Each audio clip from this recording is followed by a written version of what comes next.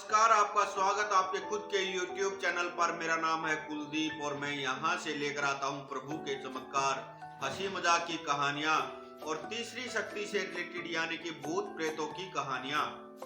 तो आज की कहानी है दिल्ली से। ये कहानी है परवीन की। परवीन कैटरिंग का काम करते थे, लेकिन फिलहाल ये जो है बेरोजगार है, इनके पास कोई काम नहीं है और आर्थिक स्थिति भी कुछ ज्यादा ठीक नहीं है। शादीशुदा हैं और एक बच्चा है इनका, 1-1.5 साल का लड़का, और फिलहाल ये बिल्कुल खाली हैं। तो इनका कोई मित्र है परवीन का, उसने बताया कि एक कॉलेज है, उसमें जो है कैंटीन में जगह जो है खाली है और अगर तुम चाहो तो मैं तुम्हारा वहां पर काम करवा सकता हूँ। तो प्रवीण ने कहा कि हाँ यार, तू करवा दे मेरा काम, मुझे काम की बहुत ज़्यादा ज़रूरत है और तुझे पता तो है ही कैटरिंग का मुझे अच्छा अनुभव है, मैं अच्छा काम कर सकता हूँ। तो इसके दोस्त ने कहा कि ठीक है, मैं बात करता हूँ, तू टेंशन ना ले। और जो पहले कैंटीन चला रहा था उसका कहीं बाहर कोई काम हो गया है तो वो बाहर चला गया है, लेकिन मैं तेरे लिए बात कर सकता हूँ अगर तू वहां पर कर पाए तो प्रवीण ने कहा हाँ बिल्कुल, मैं तैयार हूँ, तू सिर्फ बात करवा मेरी। तो इसके मित्र ने बात करवाई और प्रवीण को बुलाया गया कॉलेज में। लेकिन जब कॉलेज के मैनेजमेंट ने प्रवीण को देखा और इससे जब बातचीत हुई तो उन्होंने कहा कि भाई, तुम्हारी उम्र बहुत कम है और यहाँ पर कई सारे हॉस्टल्स हैं जिनमें खाना वाना देना पड़ता है और काफी बड़ा कॉलेज है, तुम नहीं संभाल पाओगे, इसलिए हम तुम्हें ये काम नहीं दे सकते। तो प्रवीण ने सिर्फ एक ही बात बोली, देखिए जो पहले आपकी कैंटीन चलाते थे तो कॉलेज मैनेजमेंट ने कहा कि वो तो बहुत अच्छे से संभालते थे और वो एज में भी आपसे काफी बड़े थे।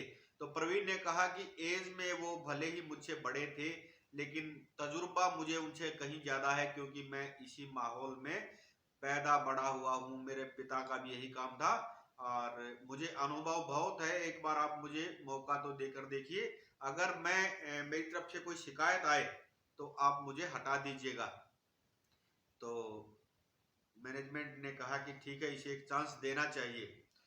तो प्रवीण को जो है कैंटीन दे दी गई है और बोल दिया गया है कि भाई ठीक है, तुम काम संभालो।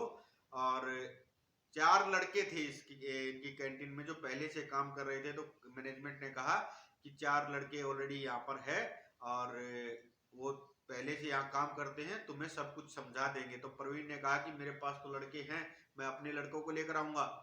तो उन्होंने कहा कि नहीं, ऐसा है, हम इन्हें नहीं हटा सकते क्योंकि ये पुराने भी हैं और इन्हें तजुर्बा भी बहुत है। तो परवीन को अब मजबूरी वश जो इसके पास लड़के थे, जो इसके साथ लड़के थे, उनको मना करना पड़ा और शायद उन्हीं का कोई श्राप, उन्हीं की कोई बददुआ परवीन के पीछे वहां से लग गई। परवीन ने अगले दिन कैंटीन ने संभाली, कैंटीन में ये आया है, सुबह टाइम से पहुंचा है, सभी से मुलाकात हुई है। सभी जो लड़के हैं, 4 लड़के जो थे उनमें से 3 लड़के बहुत अच्छे हैं, बहुत रिस्पेक्ट से इससे बात कर रहे हैं, लेकिन एक लड़का जो है, लड़का क्या, वो उम्र में प्रवीण से भी बड़ा है, करीब 7-8 साल वो इससे बड़ा है और उसको प्रदीप से कुछ जलन सी हो रही है कि भाई ये उम्र में भी हमसे छोटा है और हम इसकी क्या ही इज्जत कर सकते हैं और ये क्या कैंटीन चला पाएगा। और देखिए, ये जो शख्स था इसका नाम था रमेश और ये तंत्र विद्या के विषय में बहुत कुछ जानता था। इसको शुरू से ही शौक था ये सब करने का और ये काफी कुछ जानता था और कॉलेज में भी ये बहुत बार ऐसा कुछ कर चुका था। तो इसने जो है प्रवीण को सीधा सीधा बोल दिया कि तू एक काम कर, यहाँ से चला जा, ये कैंटीन तेरे बस की नहीं है, तू यहाँ से चला जा। तो प्रवीण ने कहा कि तेरे जैसे मैंने बहुत देखे हैं भेजने वाले, और तू बात कैसे कर रहा है मेरे से, मैं मालिक हूँ तुम लोगों का यार, थोड़ा सा तो मतलब रिस्पेक्ट से बात कर तू मेरे से। तो रमेश ने सीधा सीधा इसको वार्निंग दे दी कि या तो तू खुद चला जा, नहीं तो 3 दिन में मैं तुझे यहाँ से भगा दूंगा, 3 दिन के अंदर अंदर तू ये छोड़कर चला जाएगा। तो प्रवीण ने कहा तेरे जैसे मैंने बहुत देखे हैं और तू जो कर सकता हो वो कर लेना। और वो प्रवीण का ये बोलने के पीछे एक कारण था, क्योंकि प्रवीण एक मंदिर में एक भगत जी के पास अक्सर जाया करता था। वो भगत जी प्रवीण के बहुत अच्छे मित्र थे, बालाजी के भक्त थे वो, और उसी के दम पे ये बोल रहा था। लेकिन अभी आगे देखिए क्या होने वाला है इसके साथ। तो इन दोनों में काफी बहस हो गई, लेकिन जो बाकी के 3 लड़के थे उन्होंने बीच में आकर जो है बात को खत्म करवा दिया। अगले दिन जब प्रवीण सुबह कैंटीन पहुंचा है तो इसने देखा कि कैंटीन के सामने दरवाजे लड़के जो है खड़े हुए हैं, वो अंदर नहीं जा रहे हैं। जो बाकी के 3 लड़के थे वो अंदर नहीं जा रहे हैं। प्रवीण इसने पूछा प्रवीण ने कि क्या हुआ, आप लोग अंदर क्यों नहीं जा रहे, क्या हुआ? तो इन्होंने बताया कि यहाँ गेट पर कुछ रखा हुआ है, किसी ने कुछ किया हुआ है, मतलब टोटका। जी हाँ, टोटका किया हुआ था। तो प्रवीण ने कहा कि हटाओ, सामने से हटो, और प्रवीण ने उसको अपने हाथ से उठाकर फेंक दिया। देखिए, ये इसने बहुत गलत किया और ऐसा नहीं करना चाहिए कभी भी टोटके के साथ। पहली बात, अगर ऐसा कोई टोना टोटका रखा है तो उसे साइड होकर निकल जाओ। इन चीजों की रिस्पेक्ट करो। ऐसा नहीं होता कि आप उसे हाथ से उठाकर फेंक दो। और अगर रास्ता नहीं है साइड से निकलने का तो जो झाड़ू होती है, झाड़ू से उठ के हटाइए और झाड़ू को 2-3 बार फिर उसके बाद जमीन पे ऐसे झटका देना, पटक देना। मतलब देखिए, मैं भी कोई बहुत ज्यादा जानकार नहीं उन चीजों का, बाकी जितना भी मैं जानता हूँ वो सब आपके साथ शेयर कर देता हूँ। तो प्रवीण ने ये बहुत गलत किया, लेकिन उस दिन इसके साथ ऐसा कुछ भी नहीं हुआ। बाकी जो 3 लड़के थे वो बहुत डरे हुए थे और उन्होंने कहा भी कि भाई प्रवीण से कि भैया आप इससे दूर रहो, और ये जो है बहुत खतरनाक इंसान है, ये काफी कुछ कर चुका है यहाँ पहले से। और इतनी देर में रमेश आता है और उन लड़कों से कहता है, क्या बात, तुम कैसे डरे हुए हो? और मैं ही आया था सुबह 5 बजे, मैं ही रख के गया था ये। तो ये सब बातें जो है प्रवीण ने सुन ली थी, और प्रवीण वो उन लड़कों को बोला था कि 3 दिन के अंदर मैं इसे भगा दूंगा, ये मेरा वादा है। तो प्रवीण कहता है कि मैं मैनेजमेंट के पास जा रहा हूँ, मुझे कुछ बात करनी है।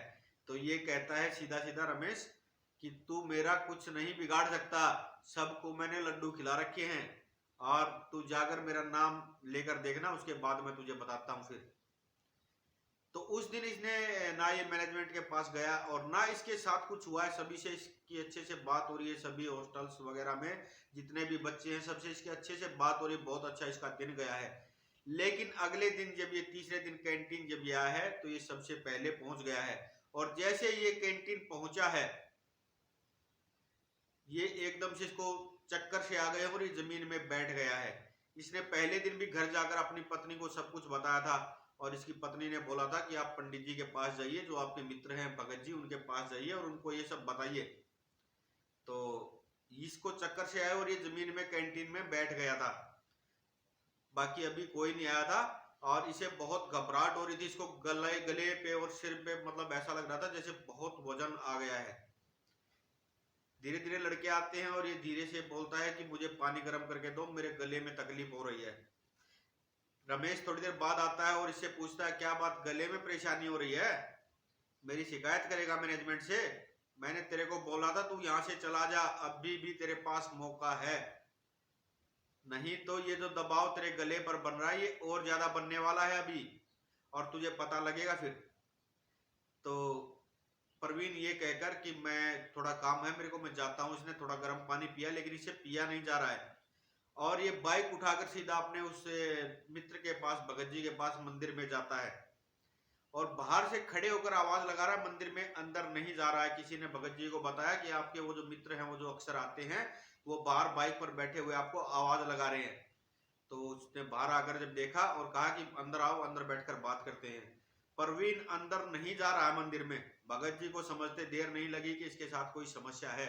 भगत जी ने आकर उसकी जो ये छोटे वाली उंगली होती है इसको थोड़ा सा दबाया था, बस जैसे किसी ने इसको पकड़ लिया हो, क्या जकड़ लिया हो, और ये पीछे पीछे एकदम से पंडित जी के साथ चल लिया, और वहां भगवान जी के सामने मतलब बालाजी के सामने जाकर बैठ गया। जमीन की तरफ ये देख रहा है, बालाजी की तरफ तो देखने की इसकी हिम्मत है नहीं, और ये मतलब बार बार जो है गले को अपने दबा रहा है अपने हाथ से।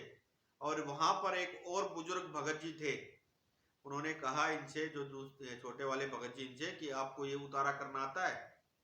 तो इन्होंने कहा कि नहीं, मुझे उतारा तो नहीं आता, लेकिन क्या आप मेरी मदद करेंगे इस उतारे में, और ये मेरा दोस्त है, मेरा मित्र है। तो उन्होंने, जो बड़े वाले भगत जी थे, उन्होंने कहा कि तुझे दिखाई नहीं दे रहा, इसके गले पर कोई लिपटा हुआ है और हम इसका कुछ नहीं कर सकते, कुछ नहीं इसका हम इलाज कर सकते। हमारे उतारे से इसका कुछ नहीं होगा, इसको सिर्फ मेहंदीपुर बालाजी लेकर जाना पड़ेगा, क्योंकि जो इसके गले पर लिपटा हुआ है उसका सिर नहीं, अगर सिर होता तो हम कुछ कर भी देते, उसका सिर नहीं है और वो ऐसे इसके गले को जकड़े हुए हैं दोनों हाथों से। और अगर थोड़ी देर और लगाई तो ये खत्म हो जाएगा, इसके पास ज्यादा टाइम नहीं है। अब इसके घर से किसी को बुलाओ और इसको सीधा यहाँ से मेहंदीपुर बालाजी लेकर जाओ। जो ये इसके मित्र थे परवीन के पंडित जी, इन्होंने इनके घर पर संदेश भेजा है। परवीन की पत्नी और परवीन का साला जो है यहाँ पर आए, लेकिन जो परवीन का साला है वो कहता है कि जीजा जी ये सब ड्रामा क्यों कर रहे हैं आप, ये नौटंकी करने की जरूरत नहीं है, आप यहाँ से खड़े होइए। और ऐसे में जो ये पंडित लोग जो है ये फायदा उठा लेते हैं। तो ये इनके मित्र जो है परवीन के पंडित जी, इन्होंने कहा कि ऐसा है, मैं इसको इसी हालत में छोड़ता हूँ, आप इसको ले जाइए कहीं हॉस्पिटल वगैरह में दिखा लीजिए अगर उससे कुछ होता है तो। लेकिन परवीन की पत्नी बार बार बोले जा रही है कि नहीं पंडित जी जो बोल रहे हैं बिल्कुल सही बोल रहे हैं, इन्हें जो है मेहंदीपुर बालाजी लेकर जाना पड़ेगा, ये ऐसे ठीक नहीं हो सकते। लेकिन इनके जो साले साहब हैं परवीन के, वो बात को मानते नहीं। परवीन की पत्नी ने बताया भी कि तुम्हें नहीं पता हमारे घर में क्या चल रहा है, इस समय इनके साथ क्या बहस हो रही है, इनके साथ कैंटीन में ऐसे ऐसे बातें हो रही है। तो इनका साला कहता है उससे बात करने का अलग तरीका है, मैं उससे बात करूंगा। लेकिन ये नहीं मानता और इसको 2-3 हॉस्पिटलों में दिखाता है, डॉक्टर सारे टेस्ट वेस्ट करते हैं लेकिन सब कुछ नॉर्मल है। लेकिन परवीन की हरकतों में कोई सुधार नहीं आया, वो अभी भी अपने गले को दबा रहा है, सिर को ऐसे दीवारों पर या जमीन पर पटक रहा है। मजबूरन जो है परवीन का जो साला था उसको पंडित जी के पास जाना पड़ा और हाथ जोड़कर माफी मांगनी पड़ी। और फिर परवीन को जो है मेहंदीपुर बालाजी लेकर जाया गया और 3 इसकी पेशियां हुई है वहां पर मेहंदीपुर बालाजी में, तब ये जाकर थोड़ा सा ठीक हुआ है। और वहां पर जो भगत जी थे मेहंदीपुर बालाजी ने, उन्होंने बोला कि साल में एक बार तो आपको मेहंदीपुर बालाजी आना ही आना पड़ेगा।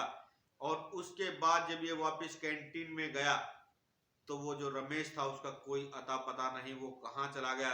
मैनेजमेंट के पास उसका एड्रेस देखा तो वहां भी उसका कोई एड्रेस नहीं मिला। काफी उसको ढूंढा गया लेकिन वो कहीं नहीं मिला, किसी को नहीं पता वो कहाँ चला गया। बाकी 3 लड़कों से भी पूछा तो उन्होंने भी कहा मैं तो इसका कभी एड्रेस कुछ पता ही नहीं था। लेकिन अब परवीन बिल्कुल स्वस्थ है, लेकिन उन बातों को जो ये आज भी जब याद करता है तो ये बिल्कुल कांप उठता है। और आज भी कई बार इसको रमेश जो है महसूस हो जाता है, कहीं भी दिखाई दे जाता है, लेकिन पलक झपकते ही फिर वो गायब हो जाता है। लेकिन अब वो इसका कोई नुकसान नहीं कर रहा है क्योंकि ये पूरी तरह से मेहंदीपुर बालाजी की शरण में जा चुका है। तो ये थी दोस्तों आज की कहानी, उम्मीद करता हूँ आपको पसंद आई होगी। और अगर पसंद आई हो तो लाइक करना, शेयर करना और कमेंट में लिखना जय वीर बालाजी। और अगर आपके पास भी ऐसा ही कोई अनुभव है तो आप हमें शेयर कर सकते हैं, मैं आपकी कहानी भी यहाँ से लेकर आऊंगा। और अगर चैनल पर नए हो तो प्लीज सब्सक्राइब कर लेना दोस्तों, मुझे आप लोगों की सपोर्ट की बहुत जरूरत है। हर हर महादेव, जय श्री श्याम।